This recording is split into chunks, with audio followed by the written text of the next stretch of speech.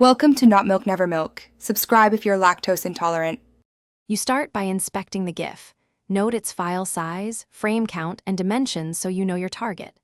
Open ImageMagick or FFmpeg because they offer precise, lossless-friendly options.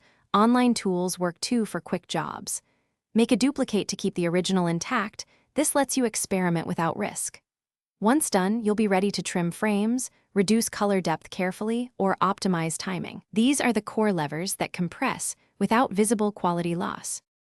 Now you'll cut unnecessary frames and tweak timing. Remove duplicates or shorten display duration to reduce bites while keeping motion smooth. Next, lower the palette to 128 or 64 colors. You keep visual fidelity by enabling controlled dithering so gradients remain pleasant.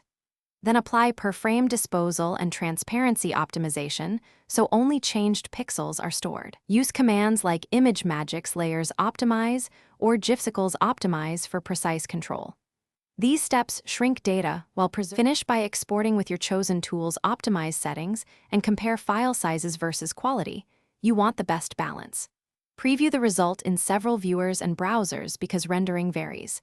If size remains too large, consider converting to animated WebP, which often compresses better without visible loss. If you see banding or artifacts, make incremental adjustments. Raise the palette to 128, lower dithering strength, or restore a few frames. That one troubleshooting tip.